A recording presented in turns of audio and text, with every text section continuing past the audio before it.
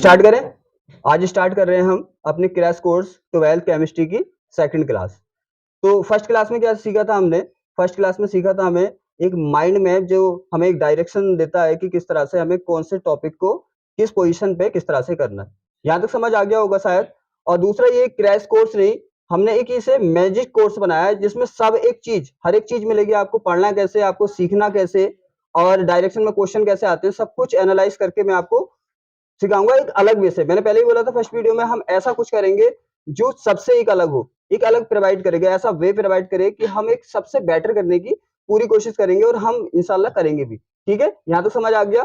फिर आगे देखो, हम देखें कि मैं ये भी बताऊंगा कि बोर्ड में किस टॉपिक से कितने क्वेश्चन पूछे जाते हैं या कौन सा टॉपिक किसके अकॉर्डिंग हमारे लिए कहाँ पे बेनिफिशियल है। देखो यहाँ पे हम देखें, फर्स्ट पॉइंट देखा था हमने क्या, अबाउट द सॉल्यूशन। तो अबाउट द सॉल्यूशन से क्वेश्चन ओनली एक बनता है कि जैसे उसने पूछ लिया कि बिस्मांगी विलयन क्या है, समांगी विलयन क्या है, तो ये उससे पूछ सकता है या विलयन की डेफिनेशन पूछ सकता है। उसके बाद सेकंड पोजीशन पे क्या था हमारा? सेकंड पोजीशन पे था अणुभार। अणुभार से क्वेश्चन नहीं पूछा जाता है बोर्ड में और नंबर ऑफ मोल से भी क्वेश्चन नहीं पूछा जाता है। देखिए तो नंबर ऑफ मोल से और मॉलिक्यूलर वेट से क्वेश्चन 0 आता है, लेकिन ये पूरे चैप्टर की क्या है, एक जड़ है। अगर ये नहीं होगा तो ना ही हम मोलरता को मोलिटी को कर सकते हैं, ना ही नॉर्मलता को कर सकते हैं, ना ही मोल फ्रैक्शन को कर सकते हैं। तो इसका मींस क्वेश्चन तो 0 है, लेकिन इसकी इंपॉर्टेंस बहुत ज्यादा है उसके लिए, क्योंकि इसके बिना कुछ भी टॉपिक हम नहीं कर सकते। तो हमने कहाँ पे किया था हमने नंबर ऑफ मोल्स भी कर लिया था, उस पर ही छोड़ा था ना। तो नंबर ऑफ मोल्स को हम एक बार शॉर्टली देख लें, क्योंकि क्या होगा पिछली क्लास इस क्लास से मैच हो जाएगी। तो हम देख रहे थे नंबर ऑफ मोल्स, क्या देख रहे थे? मोलों की संख्या मीन्स मोलों की संख्या। मोलों की संख्या का मीन्स क्या था? Number of moles. ठीक है, मैंने बोला था नंबर ऑफ मोल्स का, क्योंकि हमें लाइन वाइज एक एक वर्ड का मीन समझना, नंबर ऑफ मोल्स का मीन समझना है कि नंबर ऑफ मोल्स क्या चीज होती है। तो नंबर ऑफ मोल्स को अगर सिंपल भाषा में देखें तो नंबर ऑफ मोल्स होता है मोलों की संख्या का मीन्स होता है अणुओं की संख्या। जैसे मान लो फॉर एग्जांपल कि हमारे यहाँ पे इसमें मान लो हमारे पास कोई भी एक बीकर है और बीकर में क्या पड़ा हुआ है? H2O पड़ा हुआ है, राइट। अब तुमको मालूम है कि H2O किससे बना होता है? H2O से। और बहुत सारे H2O एक मिलकर क्या बना लेते हैं? तुम्हें पता है, पदार्थ बना लेते हैं। तो यहाँ पे क्या हो गया, इसमें बहुत सारे H2O है। तो नंबर ऑफ मोल्स का मीन्स होता है कि जो हमारे पास पदार्थ है उसमें उसके कितने अणु है। समझ आया? जैसे इसमें मान लिया कि हमारा कितना भी 10 लीटर या 10 लीटर में क्या है? वाटर है, H2O है। तो हम देखेंगे कि इसमें H2O के कितने अणु होंगे, उसे क्या कहते हैं? Number of moles. तो सिंपल भाषा में देखें तो क्या हुआ number of moles? Number of moles हुआ किसी पदार्थ में उसके अणुओं की संख्या। तो यहाँ पे इसका सिंपल भाषा में बोल सकते हैं हम इसको, किसी पदार्थ में उसकी क्या निकालने हैं आपको? उसके अणुओं की संख्या। क्लियर है ना भाई? हमारा ये क्या है भाई? हमारा H2O क्या है? H2O अरे पदार्थ ही तो है। अब हम देखेंगे कि इस ये पदार्थ बना किससे? H2O से। तो हम देखेंगे इसके अंदर H2O के कितने नंबर से कितनी संख्या, उसे क्या कहते हैं? मोलों की संख्या। अब क्लियर हो गया होगा, सी बात है। कोई भी पदार्थ है, बस ये देखना है कि इस पदार्थ के कितने मोल है। ठीक है, उसे कहते हैं मोलों की संख्या। अब निकालने का इसके लिए फॉर्मूला क्या होता है? मोलों की संख्या मतलब नंबर ऑफ मोल्स। अब देखो बुक के अकॉर्डिंग देखेंगे पहले तो, फिर अपने अकॉर्डिंग देखेंगे तो इजी पड़ता है हमको। तो यहाँ पे क्या होगा? नंबर ऑफ मोल्स होता है भार मींस वेट, नीचे होता है अणुभार। अब यहाँ पे ये क्लियर नहीं होता कि भार क्या चीज है, अणुभार क्या, ये पता तो है, लेकिन यहाँ पे किसका भार लगाएं? ये यहाँ पे लिखा हुआ अणुभार, तो कितने अणुओं का भार लगाएं ये क्लियर नहीं हो रहा कि कितने अणुओं का भार लगाना है। जैसे मान लो यहाँ पे H2O है, तो H2O का क्या हुआ? मान लिया इसमें क्या है 10 लीटर, 10 लीटर के अकॉर्डिंग नहीं मान के हम मान लें इसमें कि 10 kg H2O है। ठीक है, 10 kg इसमें क्या है? H2O 10 kg है। तो हम देखेंगे कि 10 kg H2O में H2O के कितने अणु होंगे, उसी को क्या कहते हैं, हम उसी को नंबर ऑफ मोल्स कहते हैं, मोलों की संख्या कहते हैं। यहां तक तो क्लियर है। अब यहाँ पे हमें अणुभार लगाना है, तो हमें पता होना चाहिए अणुभार लगाना किसका है। अणुभार उसी का लगाना है हमें जिसका हम यहाँ पे मोल्स को फाइंड कर रहे हैं, उसी पदार्थ का जो अणुभार है उसे लगाना है। जैसे यहाँ पे क्या H2O, तो हमें यहाँ पे H2O का अणुभार निकालना है। अगर हम सिंपल वे में देखें इसे, तो हम लिख सकते हैं पदार्थ का कुल भार। देखो ये बिल्कुल इजी क्लियरिटी बता रहा है कि पदार्थ, जो भी पदार्थ है उसका कुल भार लगा दो, आपको जो दे रखा है। उसके बाद नीचे लगाएंगे हम पदार्थ के एक अणु का भार। अब मुझे ये बताओ, ये फॉर्मूला ज्यादा क्लियरिटी दे रहा है आपको, ये फॉर्मूला ज्यादा क्लियरिटी दे रहा है? नीचे वाला बता रहा है कि जो भी पदार्थ दिया उसका टोटल भार लगा दो और उसका जो एक अणु है उसका भार लगा दो। तो हम इससे डिफाइन कैसे कर देंगे मोलों की संख्या को? कोई दिक्कत यहां तक? बिल्कुल सिंपल वे में देख लिया, क्योंकि इसी के अकॉर्डिंग भी देख सकते हो आप, और ये ज्यादा बेनिफिशियल रहेगा क्योंकि ये सिंपल वे में ये कर लिया था मैंने, दोबारा रिपीट इसलिए करा दिया ताकि पिछले लेक्चर से ये कोरिलेट हो जाए। यहां तक समझ आ गया? इससे अगले नेक्स्ट पॉइंट क्या है? नेक्स्ट पॉइंट है हमारा, ये तो समझ लिया ना। अब हमें समझना है बिलियन की परसेंटेज को, सॉल्यूशन परसेंटेज को। ठीक है, अब इसे नोट डाउन करो, ये सीख लिया। अब हम फ्लो चार्ट के अकॉर्डिंग 4 पॉइंट क्या हमारा, ये बताओ। फ्लो चार्ट काम तो कर रहा है ना? 4 पॉइंट पे क्या होगा? 4 पॉइंट पे हमारा बिलियन की प्रतिशतता। तो देखो बिलियन की प्रतिशतता में क्या है, ज्यादा कुछ इसमें है नहीं। बिलियन की प्रतिशतता, बिलियन की प्रतिशतता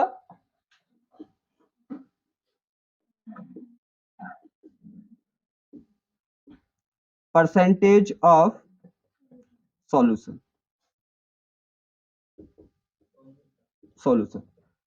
देखो है क्या इसमें, क्योंकि ज्यादा कुछ इसमें सीखना नहीं है तुम्हें। यहाँ पे जब क्वेश्चन करेंगे ना हम, क्वेश्चन के अकॉर्डिंग मैं बताऊंगा उसी टाइम पे कि क्या करना है। बस ये देख लेना है कि ये कितने पार्ट्स में होती है। ये 3 पार्ट्स में होती है। फर्स्ट पार्ट होता है इसका भार प्रतिशतता, ठीक है। इसे कह सकते हैं percentage by wait, percentage by wait. Second होती है इसमें भार आयतन प्रतिशतता, इसको बोल सकते हैं हम परसेंटेज बाई, शॉर्ट में लिख रहा हूं मैं, वेट एंड वॉल्यूम। थर्ड आता है इसका आयतन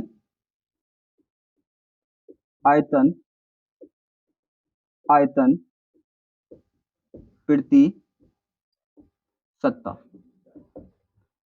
हम इसको बोल सकते हैं percentage by volume and volume. समझ आ गया? हमें ज्यादा कुछ इसमें यहाँ पे नहीं सीखना, क्योंकि इसका यूज ध्यान रखना, इसमें बोर्ड में कोई भी क्वेश्चन इससे, क्वेश्चन के अकॉर्डिंग देखें तो कोई भी क्वेश्चन इससे नहीं आता है। बस क्या होता है, इसका यूज होता है हमारा न्यूमेरिकल्स में, न्यूमेरिकल्स में यूज होता है, सीधी सी बात है। वहां पे क्या होगा, इसका यूज होगा उसी टाइम पे मैं बताऊंगा, क्योंकि यहाँ पे इसका कोई भी रोल नहीं है। बस इसे देखना है कि इसे शो किससे करते हैं। इसे करते हैं हम W/W से।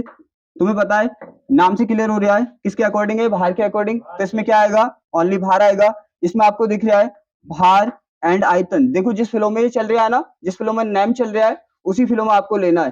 फर्स्ट में क्या आ रहा है आपका, भार आ रहा है, तो आपको फर्स्ट में क्या लेना है, भार लेना है, W लेना है। सेकंड में क्या आ रहा है, V आ रहा, वॉल्यूम आ रहा है, तो V लेना है आपको। यहाँ पे देखो, यहाँ पे फर्स्ट में भी क्या आ रहा है, वॉल्यूम, और सेकंड में भी क्या आ रहा है, वॉल्यूम। तो यहाँ पे वॉल्यूम में लेना है। सो किसे करते हैं, W/W से करते हैं, W/B से करते हैं, और V/B से करते हैं। आपको पता है इसका नेम ही शो करता है कि आपको किस तरह से शो करना है। ठीक है, बस ये याद रखना है आपको। इसमें जो क्वांटिटी आती है वॉल्यूम, वो हमेशा किस में आती है, ml में आती है। और यहाँ पे जो इसका वेट आता है ना, वेट को हमेशा इसमें परसेंटेज में ग्राम में शो करते हैं। और एक पॉइंट और याद रखना है, बाकी क्लियर मैं कराऊंगा जब क्वेश्चन कराएंगे। एक पॉइंट और याद रखना है आपको इसमें कि यहाँ पे रोल जो होता है ओनली विलय विलय प्लस बिलियन का होता है, बिलियन का रोल होता है। विलायक का इसमें कोई भी रोल, विलायक का कोई भी रोल इसमें नहीं होता। यहाँ तक क्लियर है, समझ आ गया? कोई दिक्कत नहीं है आपको। क्वेश्चन के अकॉर्डिंग मैं बताऊंगा भी कि किससे क्या क्वेश्चन पूछा जाएगा, तो इससे कोई भी क्वेश्चन नहीं पूछा जाएगा। बस क्या करेंगे हम, न्यूमेरिकल्स करेंगे इसके, तो वहां पे इसका यूज होना है ऑनली। यहाँ तक समझ आ गया? इसे नोट डाउन कर लो। अब इसके बाद कौन सा पॉइंट है अपना, इसके बाद कौन सा पॉइंट है? इसके बाद पॉइंट है अपना मोललता और मोलरता। मोलरता ये ध्यान रखना, इससे इस टॉपिक से क्वेश्चन भी पूछे जाते हैं और इस टॉपिक से थ्योरी भी आती है।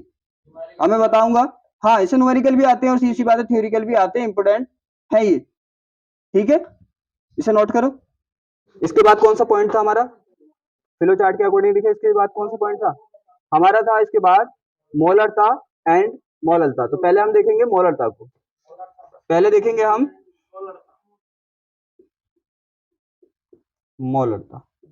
इसको क्या बोलते हैं, मोलारिटी। ठीक है, मोलरता। अब मोलरता का मीन्स होता क्या है ये समझेंगे हम, मोलरता का मीन्स होता क्या है। तो सीधी सी बात है, इसका फॉर्मूला हम क्रिएट करेंगे पहले। फॉर्मूला क्रिएट करने के बाद समझेंगे कि इसका क्या होता है। जैसे इसका फॉर्मूला होता है मोलरता का, मोलरता इज इक्वल टू होता है एन अपॉन वी। ठीक है, इसका फॉर्मूला होता है, इसे शो करते हैं किससे, मोलरता, मोलरता मोलरता को शो करते हैं किससे, यहाँ पे सिंबल ना इसके साथ नोट कर लिया करो। आपको ये मैंने बताया था ना, फिजिक्स में बताया था, शॉर्ट नाम लॉन्ग नाम। क्या हुआ, शॉर्ट नाम लॉन्ग नाम आपको दोनों पता होने चाहिए, क्योंकि आपको पता है क्वेश्चन न्यूमेरिकल्स में क्या दिए जाते हैं, लॉन्ग नेम, और इसमें दिए जाते हैं शॉर्ट नेम। तो हम क्या कर रहे हैं, इसका लॉन्ग नेम मोलरता है, शॉर्ट नेम ये। यहाँ पे ऊपर क्या आता है, ऊपर है ये, अगर हम इसको एनालाइज लॉन्ग नेम में देखें तो ये है विलय के मोलों की संख्या, विलय के मोलों की संख्या। ठीक है, आप क्या कह सकते हैं, नंबर ऑफ किसके हैं ये, मोल नंबर ऑफ सॉल्यूट, ऐसे बोलेंगे ना इसको। ये क्या है हमारा, इसको हम बोल सकते हैं कि ये क्या है, mole number of solute, mole mole number number of solute. ठीक है, और यहां पे से शो करेंगे हम वी को शो किससे करेंगे, वी को शो करेंगे हम बिलियन बिलियन का आयतन। इसको क्या बोलेंगे, इसको बोलेंगे volume volume of solution solution. यहां तक समझ आ गया क्या होता है। हमने क्या किया, पहले इसका फॉर्मूला क्रिएट किया, क्यों, क्योंकि इसका थ्योरिकल पार्ट भी आता है, थ्योरी भी आती है, और इससे न्यूमेरिकल्स भी आते हैं। तो पहले हमने देख इसका मीन्स क्या, मोलरता का मीन्स क्या है, मोलरता। और ये जो आयतन आता है ना, आयतन हम किस में लेते हैं, लीटर में लेते हैं। ये ध्यान रखना, इसको किस में लेते हैं हम, लीटर में हम लेते हैं। अब देखो यहाँ पे क्या है, मोलरता का मीन्स होता है बिलियन के कितने आयतन में, 1 लीटर आयतन में कितने मोल है। इसका मीन्स क्या होता है, 1 लीटर आयतन में विलय के कितने मोल्स हैं। जैसे मान लो यहाँ पे फॉर एग्जांपल कि हमने 1 लीटर यहाँ पे सॉल्यूशन लिया, कोई सॉल्यूशन, इसमें 1 लीटर से थोड़ा क्वांटिटी हाई ले लो, कि यहाँ पे मान ले कि इसमें बिलियन है हमारा, 1 लीटर मान लो, बिलियन कितना है, 1 लीटर है। ठीक है, तो सीधी सी बात है, आपको पता है इसमें 2 पार्ट्स होंगे, सॉल्यूट प्लस सोलवेंट, 2 पार्ट होंगे। तो यहाँ पे देखो ब्लैक की तो बात ही नहीं चल रही, यहाँ पे किसकी बात चल रही है, ब्लैक की और बिलियन की, दोनों की बात चल रही है। अब देखो यहाँ पे क्या है, 1 लीटर में, इसका मीन्स क्या होता है, यहाँ पे सीधी सी बात है सॉल्यूट होगा। यहाँ पे ये देखना, मोलरता ये बताती है कि बिलियन के 1 लीटर में विलय के कितने मोल है। अब इसको सिंपल भाषा में देखें तो ये बताती है कि बिलियन बिलियन के 1 लीटर में विलय के कितने मोल मोल। समझ आ रही है ना?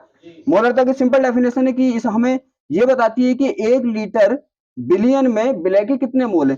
बाई चांस मान लिया कि यहाँ पे क्या है 1 लीटर है और यहाँ पे जो घोला है वो हमने घोल दिया H2SO4। H2SO4 मैंने कंडीशन समझाई थी, ये भी लिक्विड फॉर्म में, और यहाँ पे क्या है हमारा H2O, ये भी किस फॉर्म में, लिक्विड फॉर्म में। कैसे डिफाइन करते हैं ये आपको बता चुका हूं मैं। यहाँ समझ आ गया। हमने क्या किया, इसका 98 ग्राम इसमें डिसॉल्व किया। डिसॉल्व मीन्स घोल दिया। ठीक है, जब हम उन्हें घोल दिया तो हमें ये देखना है कि बिलियन का जो हमारा 1 लीटर है हमारे पास, उसमें कितने मोल हैं विलय के। विलय कौन है यहाँ पे, सी सी बात है, मैंने बताया था जिसको घोला जाता है वो क्या होता है, विलय होता है, सॉल्यूट ही है। और यहाँ पे H2O क्या हुआ, H2 क्या हुआ, सॉल्वेंट। ठीक है ना, ये सॉल्वेंट हुआ। अब क्या हुआ, जैसे हमने इसे डाला तो हमें ये चेक करना है कि इस 1 लीटर जो हमने बिलियन बनाया है इसमें जो विलय है उसके मोलों की संख्या कितनी है। अब यहाँ पे देखो इतना डाला हमने। अब हम मोलों की संख्या कैसे डिफाइन करते हैं, अभी किया था हमने एन। हमें क्या है, जो पदार्थ है उसका टोटल भार लगाना है। तो इसने बोला कितना डिसॉल्व किया हमने, 98। तो 98 क्या है, और जो डिसॉल्व किया विलय है उसके किसी एक अणु का भार, एक अणु का भार भी आपको निकाल के बताया था मैंने कल की क्लास में। तो इसके एक अणु का भार कितना है, 98। तो 98 से क्या करोगे, 98 करोगे तो मोल कितने हैं इसमें, 1। तो इसका मीन्स ये क्लियर हो गया कि 1 लीटर बिलियन में जो हमारा विलय घुला है उसका ओनली 1 मोल है। यही आपको डिफाइन करना। समझ में आया कि मोलरता का मीन्स क्या होता है, किसी 1 लीटर बिलियन में जो विलय घुला हुआ है उसके कितने मोल है, वो बताती है मोलरता। यहां तो कोई डाउट तो नहीं है। मान लिया कि इसकी क्या होते, इसके अगर हम 196 ग्राम बोलते हैं, यहाँ पे कितना बोलते, 196 ग्राम, तो कितने मोल है इसके यहाँ पे, आप निकालेंगे तो कितने आएंगे, 196 डिवाइड बाई 98, कितने टाइम्स होगा, 2 टाइम्स। अब क्लियर हो गया कि इस 1 लीटर बिलियन में विलय के 2 मोल है। बिल्कुल क्लियरिटी आ गई ना कि मोलरता का मीन्स होता है कि 1 लीटर बिलियन में विलय के कितने मोल उपस्थित है। यहाँ तो कोई डाउट नहीं है ना, बिल्कुल क्लियर है। अब बात आती है कि ये हमें डिसाइड करना था क्या होती है मोलरता, वो तो क्लियर हो गया।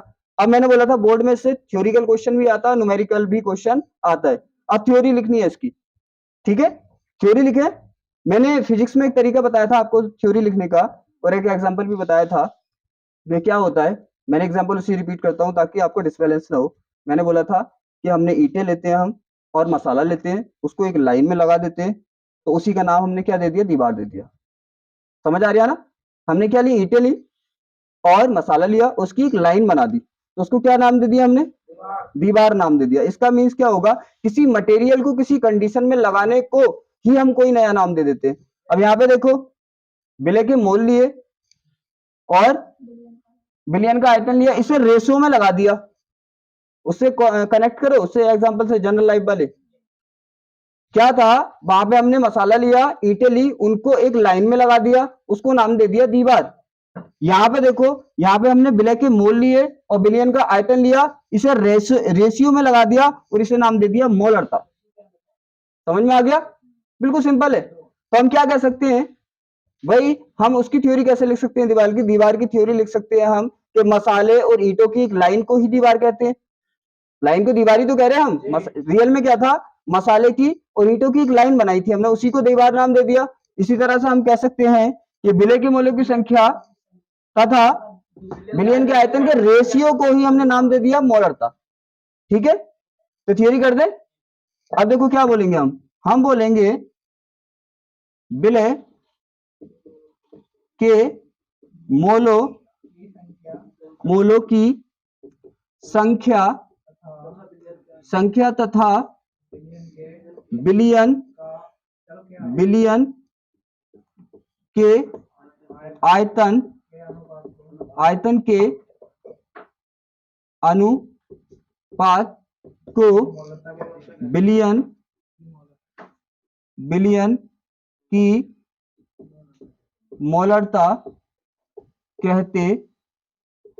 समझ आ रहा है, क्योंकि हम बुक्स के अकॉर्डिंग थ्योरी नहीं लिख रहे, बुक्स में थोड़ी डिफिकल्ट थ्योरी लिखी हुई है, हम बिल्कुल जनरल लैंग्वेज में इसकी थ्योरी को लिखेंगे, क्योंकि जो हम बोल रहे हैं ना, जो यहाँ पे सीख रहे हैं उसी को लिखा है। भाई हमें पता है क्या हुआ कि हमने विलय के मोलों की संख्या और बिलियन के आयतन को एक रेशियो में रख दिया और उसी का नाम रखा हमने मोलरता।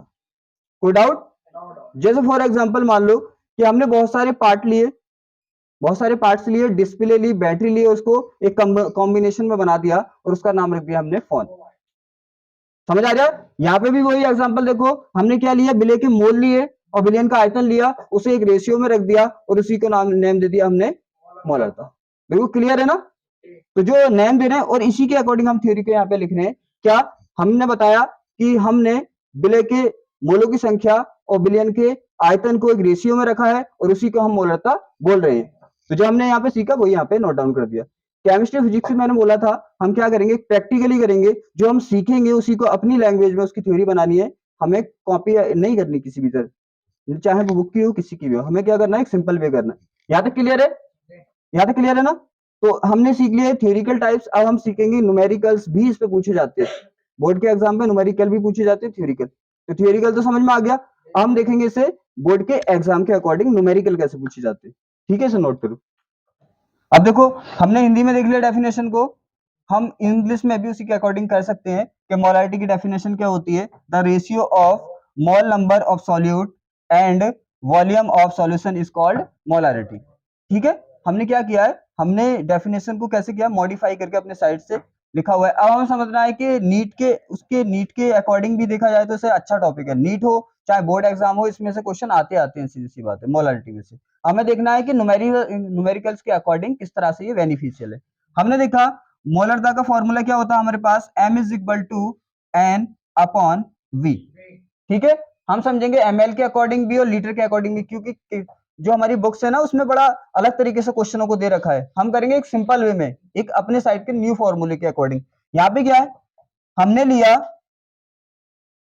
एल में, लीटर में, मैं शॉर्ट फॉर्म में दिखा रही हूँ, यहाँ पे बी को किससे ले रहे हैं, लीटर में। अगर हमने क्या लिया, वी को, बिलियन के आयतन को लीटर में लिया और मोल्स को लिया, तो फॉर्मूला हमारा ये बनता है।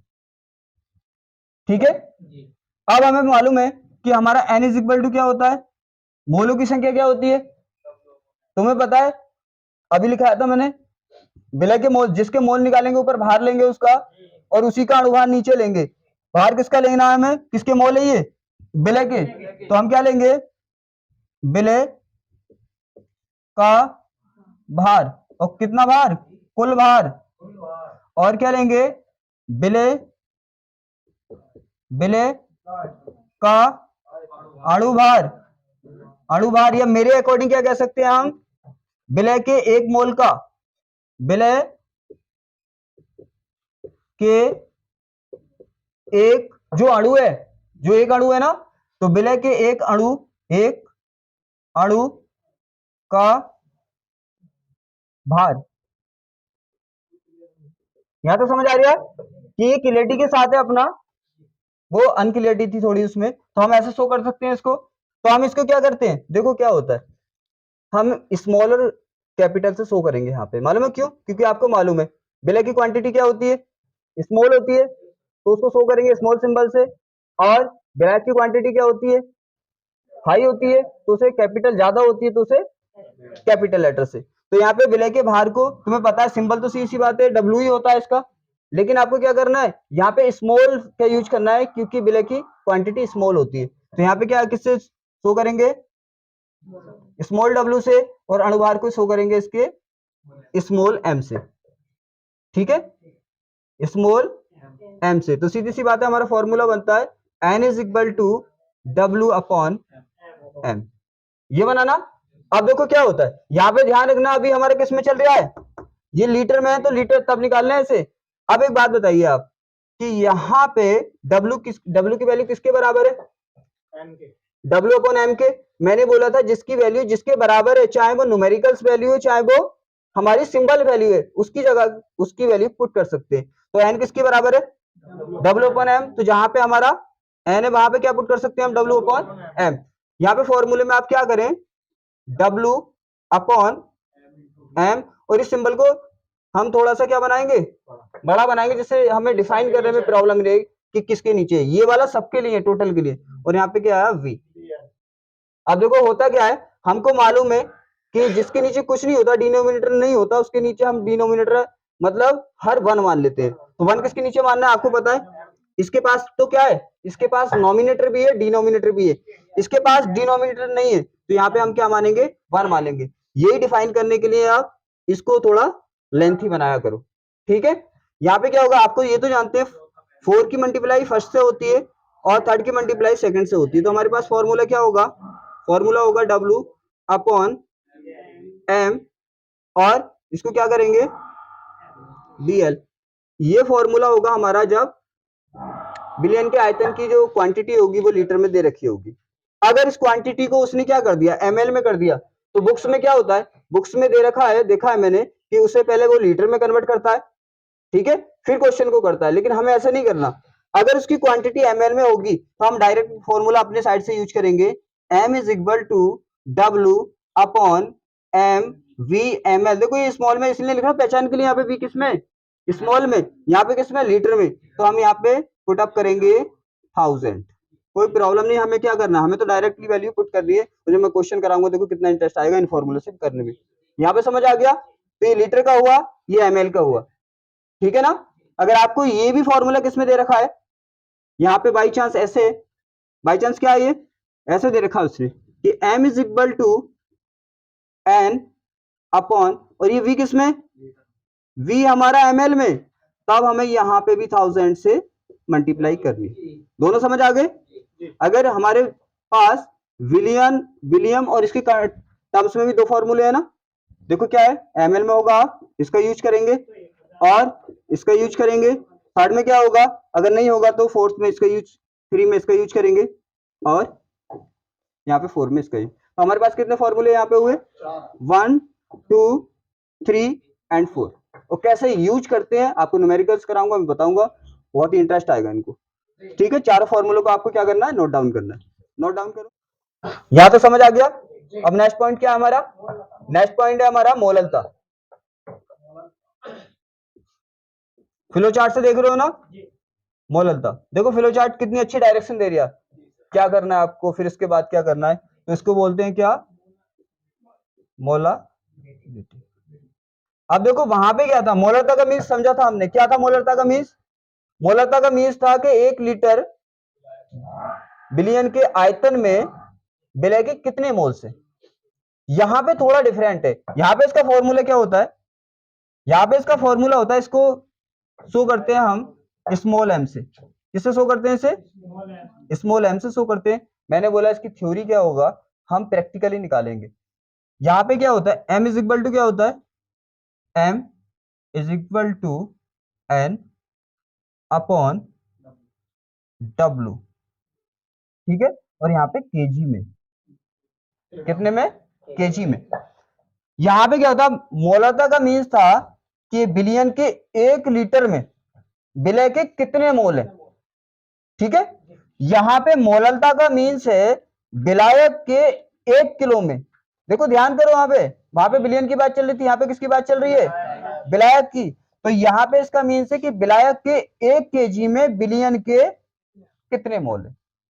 समझ आ रही है ना। देखो यहाँ पे जैसे फॉर एग्जांपल मान लो कि हमने क्या किया, हमने यहां पे यूज किया कोई भी एक विलायक, यूज किया विलायक, और इसको लिया हमने 1 केजी। कितने केजी लिया, 1 केजी हमने इसका यूज किया। क्यों, क्योंकि तुमको 1 केजी में ही क्या देखना है, विलय के मोलों का नंबर्स देखना है। यहां तो समझ आया। हमने इसमें यूज किया, यहां पे यूज किया हमने HNO3, HNO3 यूज किया। मैंने बोला था इसका अणुभार क्या होता है, अणुभार क्या होता है इसका, 63 होता है, 63 होता है ग्राम। अब मैंने बोला यहां पे हमने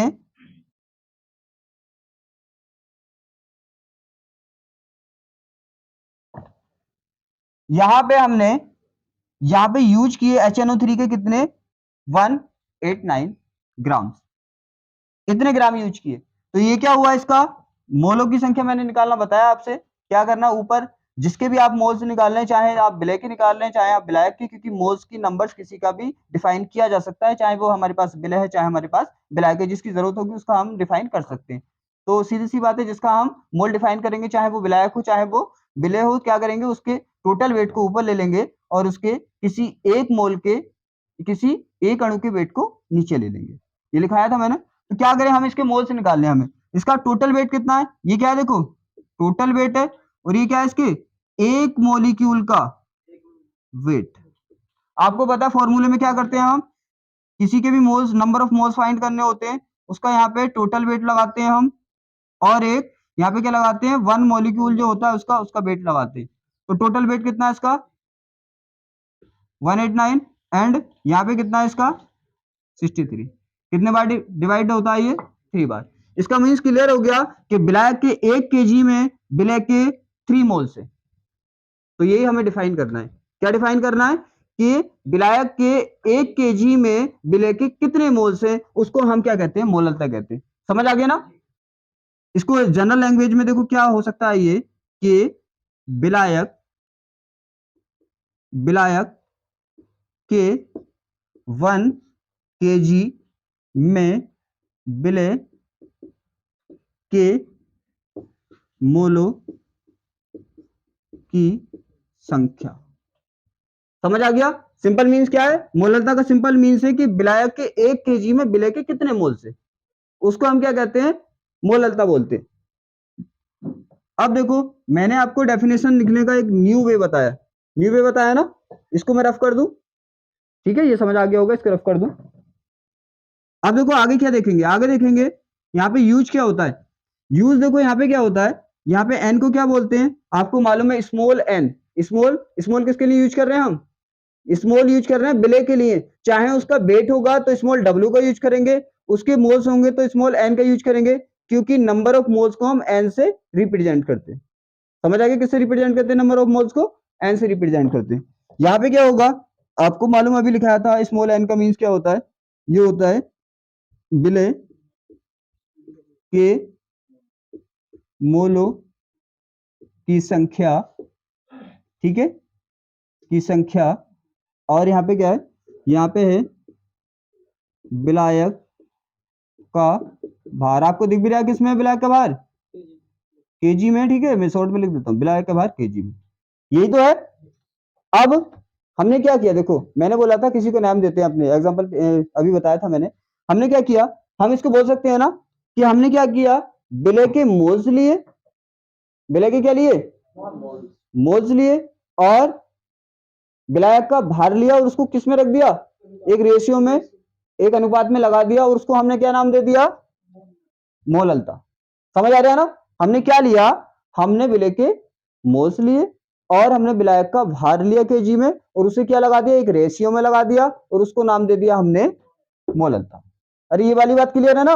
फिजिक्स में भी यूज होती है, केमिस्ट्री में डेफिनेशन अपने स्टाइल से निकालो। क्या, जैसे मैंने बोला कि इसमें क्या किया, देखो प्लास्टिक का कवर बनाया और इसमें रिफिल डाला अंदर और इंक डाली, और इसको क्या नाम दे दिया, मार्कर। ठीक है, ऐसे यहाँ पे, यहाँ समझ आ गया ना डेफिनेशन को। इस बार इसलिए ज्यादा बोल रहा हूं मैं, क्योंकि ये एक नया तरीका है जिसे आप समझें और एकदम से करने की कोशिश करें, रटे ना बिल्कुल भी। तो आपको क्या बताया, विलय के मोल्स लिया हमने और विलायक का भार लिया और उसको एक रेशियो में लगा दिया, और उसको हमने बोल दिया मोललता। तो ये लिख दें यहाँ पे, मैंने बोला जो यहाँ पे वो दिखता है ना, वो यहाँ पे लिखते हैं क्या, विलय के मोलों की संख्या तथा विलायक के भार के अनुपात को क्या कहते हैं, विलयन की मोललता कहते हैं। ठीक है ना, विलयन की मोललता बोलते हैं। अब यहाँ पे देखो, यूनिट्स निकालना, डिफाइन करना बताया था मैंने फिजिक्स के एक वीडियो में, जिसके जैसे जैसे यूनिट होते हैं वैसे आप उसकी वैल्यू पुट कर दें। हमें निकालना है मोललता का यूनिट्स, ये निकालना है ना इसका। अब यहाँ पे क्या है इसका फॉर्मूला, N/W। ये केजी में किसमें उससे मतलब नहीं होता, हमें तो क्या है, इनके दोनों के यूनिट्स को यहाँ पे पुट करना है। आपको मालूम है इसका यूनिट क्या है, इसका यूनिट है मोल, मोल ही तो है, इंग्लिश में भी इसको मोल ही बोलते हैं। और डब्लू का यूनिट क्या है बताओ? KG, kilogram. ठीक है, तो ये किसके इक्वल है? मैंने बोला इसको डिफाइन करने का एक न्यू वे बताया था मैंने, कोई दिक्कत ही नहीं आती। आप क्या करो, ये किसके इक्वल है? इसके इक्वल है। ये किसके? इसके। तो इनकी वैल्यू यहाँ पे पुट कर दो। एम इज इक्वल टू क्या होगा? मोल हो गया। मैंने बोला इंग्लिश में भी इसको क्या बोलते हैं? मोल ही बोलते हैं। और यहाँ पे क्या हुआ? केजी, तो तुम्हें पता है केजी को तो केजी बोलते हैं। तो इसका फॉर्मूला क्या बना हमारा? मोल पर केजी। अरे पर केजी तो आया। ये हिंदी में क्या बोल सकते हैं इसको? मोल प्रति किलोग्राम।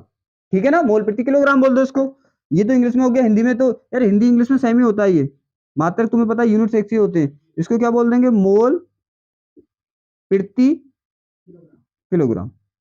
ठीक है, इसी तरह से मोलरता का फॉर्मूला भी यहीं पे निकाल ले। मतलब उसका यूनिट्स क्या होता है? यूनिट्स क्या, उसका फॉर्मूला क्या था? उसका फॉर्मूला था एम इज इक्वल टू, इसका यूनिट डिफाइन हो गया ना, फिजिक्स की वीडियो में देख लेना, मैंने डिफाइन करना बताया। यहाँ पे क्या है? N upon V. आपको मालूम है इसका यूनिट्स, तो मैंने अभी बताया बिल्कुल। क्या होता है इसका यूनिट? मोल होता है, सीधी सी बात है। हिंदी इंग्लिश में एक ही होता है, कोई दिक्कत नहीं। यहाँ पे वी क्या होता है इसका? क्या होता है इसका बताओ? लीटर होता है भाई। दोनों की वैल्यू यहाँ पे क्या कर दो? पुट कर दो। तो इसकी वैल्यू क्या है? मोल। और इसकी वैल्यू क्या है? लीटर। ये तो समझ आ रहा है ना? जिसके बराबर जो उसकी प्लेस पे इसको रिप्लेस कर दो, बिल्कुल वहीं पे, हिलाना भी नहीं है, जैसे जैसे वहीं पे कर दिया। तो इसका यूनिट क्या हुआ हमारा? मोल पर लीटर। और इंग्लिश में भी मोल पर लीटर ही होता है, मोल पर लीटर। ठीक है, देखो इतना इजी होता है यूनिट्स को डिफाइन करना। यहां तक क्लियर? दोनों समझ में आ गया? तो इंग्लिश में क्या बोलेंगे इसको? इंग्लिश में क्या बोलेंगे? The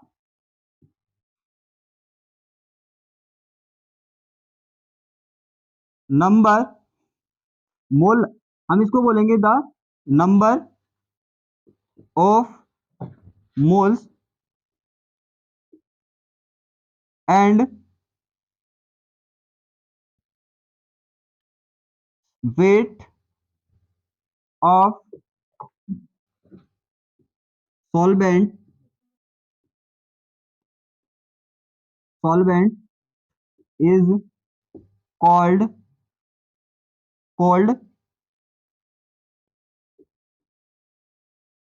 molality. ठीक है, द नंबर ऑफ मोल्स करना है हमको, बस क्या करना है आपको?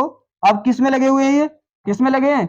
रेशियो में लगे हैं। तो यहाँ पे क्या कर देंगे हम? रेशियो को पुट और कर देंगे। तो क्या बोलेंगे हम? The ratio, the ratio number of moles and. ठीक है, क्लियर हो गया? तो हमें क्या करना है? इसको इस तरह से डिफाइन करना। दोनों थ्योरी को समझ गए। अब हम समझेंगे कि इसके न्यूमेरिकल्स, क्योंकि न्यूमेरिकल इससे भी आ सकता है। तीन टॉपिक इंपॉर्टेंट जिससे न्यूमेरिकल आते हैं, मोलरता से और आपके मोल फ्रैक्शन से मोस्टली न्यूमेरिकल्स आते हैं। कभी कभी हमारे अणुसंख्या गुणधर्म जो होते हैं तो उनसे भी आ जाते हैं। मैं बताऊंगा किस किस टाइप के आते हैं। ठीक है, इसे समझेंगे हम न्यूमेरिकल वाइज, क्योंकि इससे न्यूमेरिकल भी पूछा जाता है बोर्ड एग्जाम में। मोलालिटी क्या थी अपनी? मोलालिटी फॉर्मूला क्या था इसका? m is equal to n upon w। Right, अब क्या करना है हमको? अगर यहाँ पे किस में दे रखा है? केजी में, तो इस फॉर्मूले का यूज करेंगे। हमें क्या किया उसने?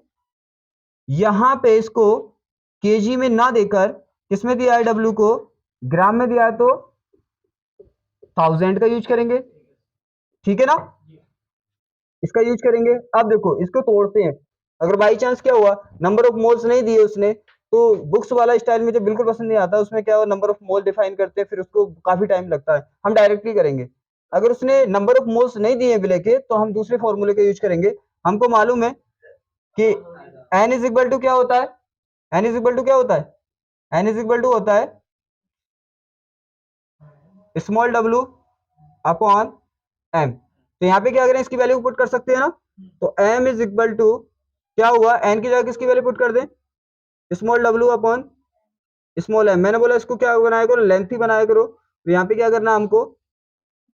डब्ल्यू के जी। आपको पता है इसके पास नॉमिनेटर डिनोमिनेटर दोनों है ना, इसके पास नहीं है, इसके पास हम 1 मान लेंगे। इसकी 4 की मल्टीप्लाई फर्स्ट से, थर्ड की सेकंड से, तो क्या होगा हमारा formula? m is equal to small w upon m w के जी। अगर यहाँ पे क्या दे रखा है उसने, मिले के मोल्स ना देके क्या दे रखा है, उसका भार दे रखा है, तो हम इसका यूज करेंगे। बाई चांस यहाँ पे केजी में ना देके ऐसे ही दे रखा है उसने, m is equal to w upon m, ठीक है, और w ये ग्राम में दे रखा है, तो इसका फॉर्मूले का यूज करेंगे।